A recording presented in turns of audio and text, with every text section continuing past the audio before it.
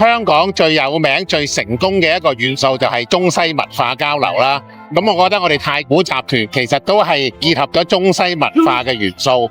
譬如我哋嘅員工啦，好多都係喺中國啦、香港啦，甚至係世界各地嘅員工。咁佢哋都係好專業咁走埋一齊喺度做生意。咁所以我哋覺得喺呢一方面，我哋同香港係息息相關嘅。現在我們作為媒體人，能夠搞這麼大型的活動，在賦能中國文化傳播以及企業發展，這個裏面還是非常值得自豪的一件事。